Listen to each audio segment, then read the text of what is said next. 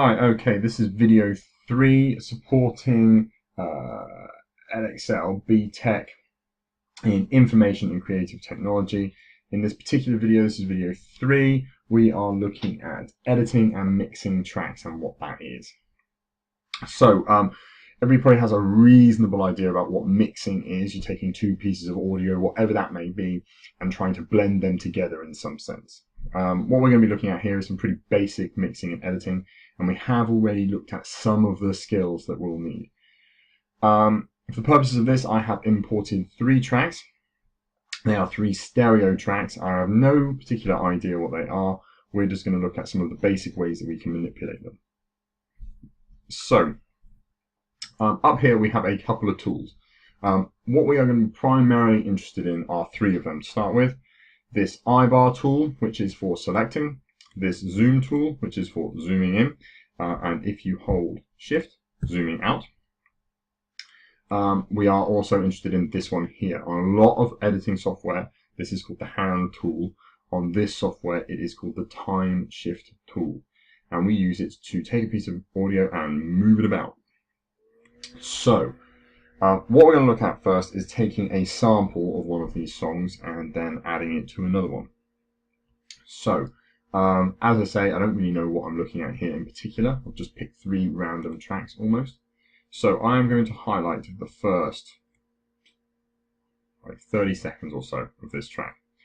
And what I am going to do is I am going to copy them using Control-C. And then I am going to highlight the rest of the song right up to there. In fact, I'll highlight the whole thing. It's the easiest. Delete it and paste back in the sample that I'm interested in. I will do something similar with this track here. So I am going to start at that point there, and I am going to go up to around about 2 minutes, so it's probably around about another 30 seconds. Copy that, and we'll scrap the whole track again. We'll delete. Make sure we're staying on the one track. We'll delete that track, gone, and we'll paste that back in. And then here, well, what bit looks interesting? This bit right here looks like it might be interesting. So we will take a copy of that using Control-C, and then we will highlight the whole track as we did before and delete it. Okay, paste in. Cool. So we have 3 samples we're going to play about with. We might make a couple of duplicates of these. We might fade them in, fade them out. I'm going to try and show you as many of the basic tools as possible. First of all, looking at the track itself, we're going to look at one track. Up here we have a few bits of control. We have a mute button. If you don't want to hear this particular track, the whole track at any particular time, we can always click that. If for any reason we only want to hear that one track, we can click solo, and when it plays we will only hear that track. We have volume control here, turns the amplitude up or down. If you double click it, you have this, and you can type in your the volume that you want, so either plus up to about 30 or negative down to about 30. Click OK. We also have left and right. So this, if you're wearing headphones, you've got well set up stereo speakers. This is how much sound is coming out of the left or right hand speaker. That's actually what these are, left and right hand tracks. This is a stereo recording. And likewise, if you double click on that, you can insert a value. So if we wanted it in the center, we could click 0. So those are all the basic controls there. And we are going to start with this piece of audio and some of the things that we can do. So first thing I would do is get zoomed in so I can see what I'm looking at. Okay. Now, this little bit at the beginning, I don't know whether you can see that there. Oops. This little section here, this is silence. We don't really want that. So we are going to click here, highlight it, delete it. Gone. Okay. We don't want any silence at the start of our track. We want to know that for the purposes of editing, when it starts, it starts. Okay, so we've dealt with that.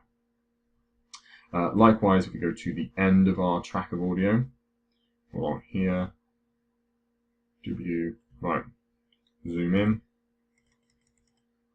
Okay, we can see here, we are being very picky here, we can see here that we sort of cut the line.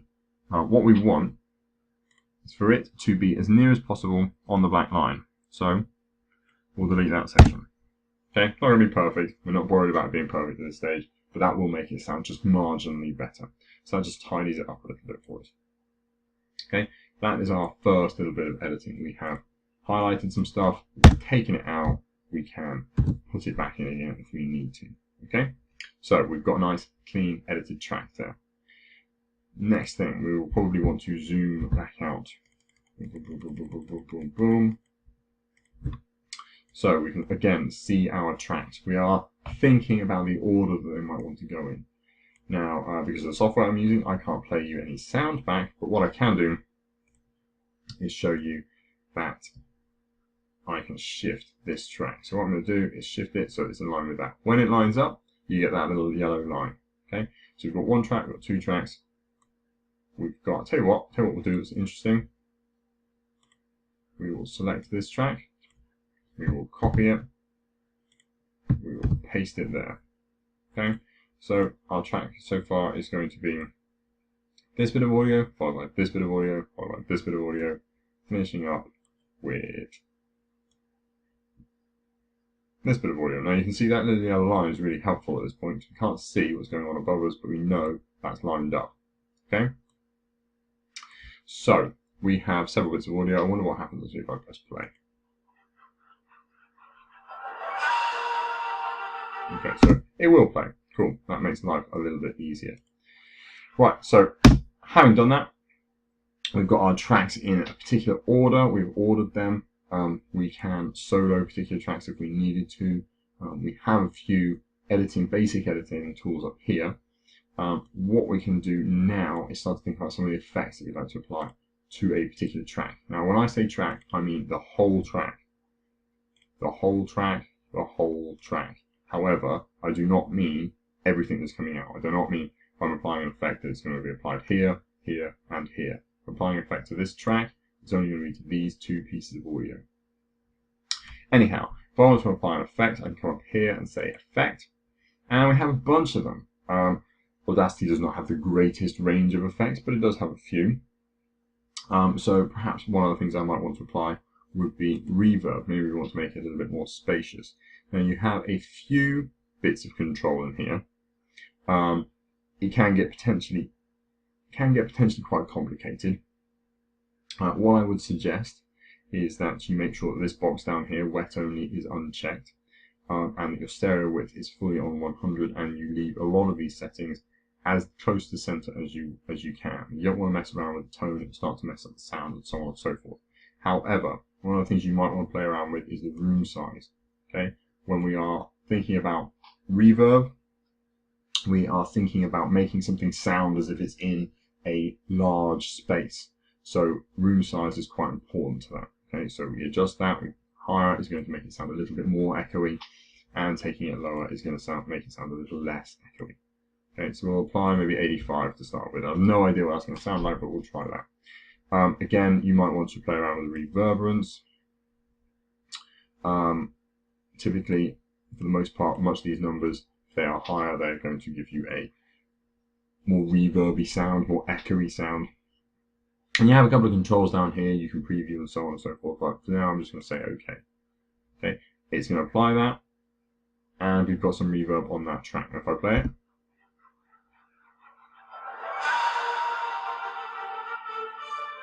okay, so you can't hear a great deal of difference, so we might want to think, well, let's add a bit more. So, where did that go? Get that back. We can go back onto here. Whoops, daisy. Back onto here. Find our reverb, and we can adjust it again just like that. Okay? We can change a few things around. We can make it sound the way we want it to. Once we're happy with it, we close it, we forget about it. Okay? You can add multiple effects. So if I wanted to have a fade in across, well, actually, fade in is quite interesting. If I wanted to have fade in across this whole track, i.e. fade in from here to here, a bit weird, but that's what I'm going to get at the moment. You highlight the whole thing like that, right? So it'll effectively fade in from this point here to this point here. We can see that. So you can go fade in. We'll see, give it a second, and the transient lines have changed a little bit. You can see they're lower here and they're louder here. So if I play it, you'll hear it fade in across the whole thing. That's not really ideal. Typically speaking, you might want something to fade in over that much time. So you say effect, fade in, boom, and it's just done that for you. Okay. Similarly, if you want something to fade out, effect, fade out, and it'll fade out relatively quickly there. The longer that selected section is, the longer period of time you will fade out over. Purposes of this, it sort of fades in anyway. However, I have cut there, and I suspect it's about to get a bit louder. So good practice in this instance would be to add a fade out there. So I could say fade out. And likewise here, I've just cut a piece of audio out of nowhere. So I might want to fade that in. In fact, that is probably, it's quite low anyway, so we want to fade it in quite quickly. Something like that. Okay. Again, we're going to add a fade there. Fade out. Don't need to do it there. Might want to do it here. Fade out. Okay. Down here, we haven't edited this one, remember, so it does have a bit of silence and stuff, but we'll add a fade in there as well, just to be safe. Okay. And we'll finish with a slightly longer fade out, just to be different. Okay, now, not really practical for me right now to be looking at playing this back and listening to how I've changed it and so on and so forth. However, when you're doing it in class, it's going to be quite important that you make a change, you check it, you make another change, you check it, so on and so forth, so that you can hear the differences and what's going on and so on and so forth. Okay, so we have looked at a few different effects there. There are a bunch more that you can play around with in here. There are things like changing pitch. I suspect if I highlight something here, this section for example, effect, change pitch, we have a bit of control here. It's talking in musical notes, but you can change it a whole key like that. I suspect for the most part this will not be that effective, but you certainly give it a whirl. It'll work better on vocal parts, so if you have a speech or something like that, it'll work better on that than it will on a piece of music. Similarly, if you have, what else we do? Change speed. If you're finding that you need to speed your work up a little bit, you can do that here with the slider. Shift it up, makes it faster, shift it down, makes it slower. If we want it back to normal, we put 1 in there. I suspect that'll probably do the trick. Other than that, I don't think there's anything else you really need to look at unless you're looking for something specific to happen. If you are looking for something specific, you have a few sort of like guitar sounds and whatnot you might want to play with in here. And for the most part, this should be all you're likely to need. Yeah, no idea why we need that, so we can get rid of that. Okay, so that is that. We have looked at a few editing skills. I've run you through a couple of things. The easiest way to get familiar with a lot of this is just experiment with it. If you make a mistake, if you do something that you're not happy with, you can just go Control-Z or Edit, Undo up there. Try something different. Okay. As far as moving tracks around, we know that we can select them here, we can zoom in here, and we can shift them about here. And always look for that yellow line to tell you that you're lined up. That's about it for this video.